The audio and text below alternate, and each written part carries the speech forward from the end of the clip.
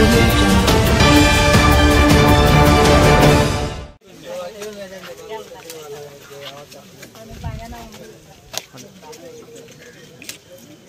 రాత్రంతా ఫుల్ కావాలంటే అక్కడ ఉండమని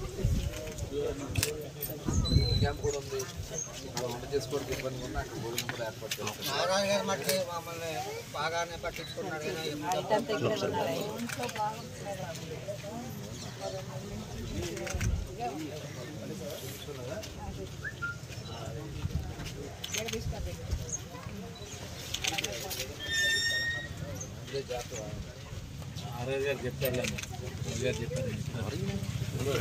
వస్తున్నా సార్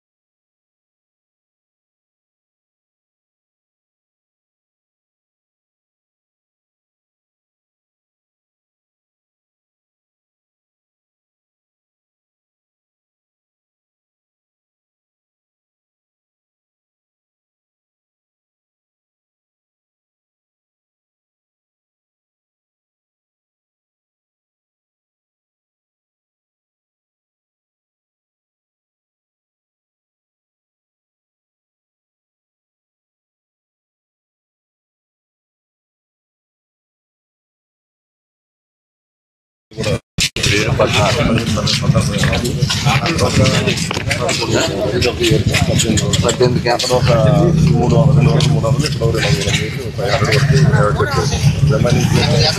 ఇక్కడ 200 వాటర్ అంతే.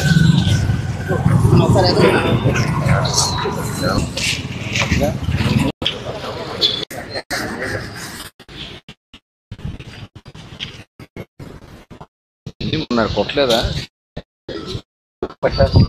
చెట్లే తీసేయచ్చు కదా చెట్లు.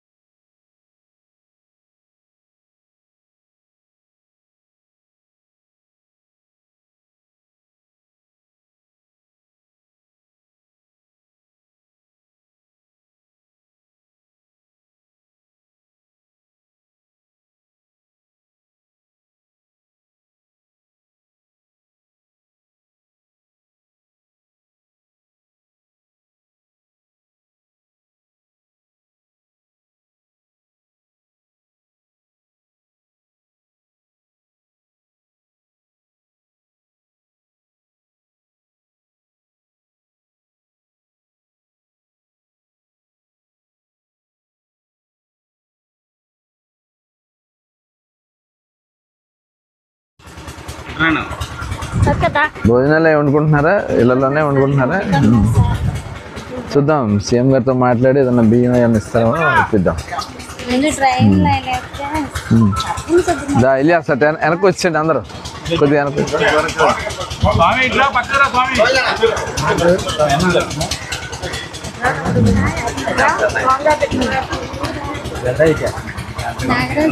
నాగరాజు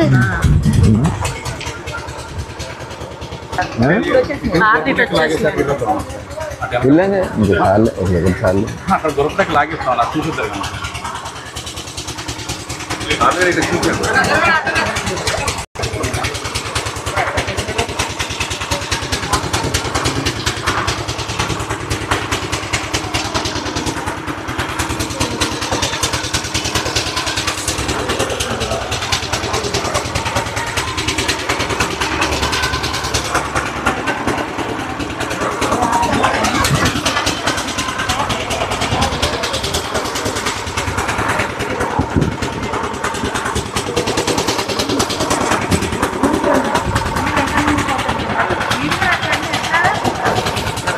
గుంట కొట్టి కొద్దిగా గుంట కొట్టితే ఎక్స్ట్రా ఫాస్ట్ లాగా. మరి అది కూడా ఆన్ చెప్పారా? నీళ్ళు చాలా ఉన్నాయి, ఫాస్ట్ లాగేస్తాయి కదా. క్యాంప్ పెట్టారు ఇక్కడ, క్యాంప్లో అది పెడదాము. దానికి ఒకవేళ నైట్కి మీరు ఉండడానికి ఇబ్బందిగా ఉంటే క్యాంప్ ఉంది, క్యాంప్కి వచ్చేసి భోజనం అయి పెడతారు. శాస్త్రి గారు ఇప్పుడే వచ్చారా పడుకుని? ఏమ్మా, మున్సిపల్ కార్పొరేషన్ పరిధిలో ముఖ్యంగా ఇటు బైపాస్ రోడ్ డౌన్, ఇటు 50వ డివిజన్ కానీ 42వ డివిజన్ కానీ అట్లాగే 40 కానీ ఈ డివిజన్స్ 1వ వార్డు దగ్గర నుంచి ఈ డివిజన్స్, ఈ పక్క ఉన్నటువంటి డివిజన్స్లో మొట్టమొదటి నుంచి కూడా ఇదంతా కూడా డౌన్ ఉంటుంది. ఇక్కడ వాటర్ నిలబడటం జరిగేది. అయితే కూటమి ప్రభుత్వం వచ్చిన తర్వాత అదే రోడ్లు కానీ డ్రైన్లు కానీ కరెక్ట్ చేసాం.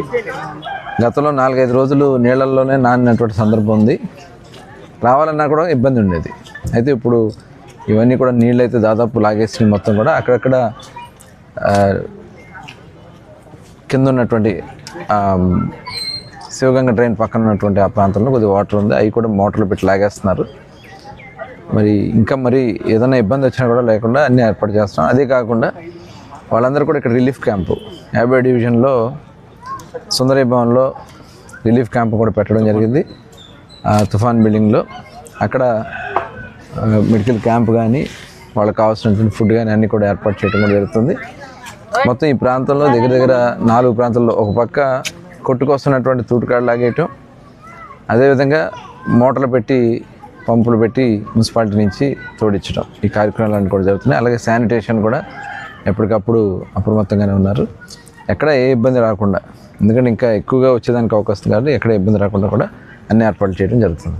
గతంలో మీరు మంత్రిగా ఉన్నప్పుడు 4 చోట్ల పంపింగ్ స్కీము ఒకటి, వాటిలో ఇక్కడ కూడా ఒకటి శివగంగ శాశ్వత పెట్టామా. అందుకే అవన్నీ కూడా ఇప్పుడు మనం గతంలో చేసింది లాస్ట్ 5 years వాళ్ళు వదిలేశారు.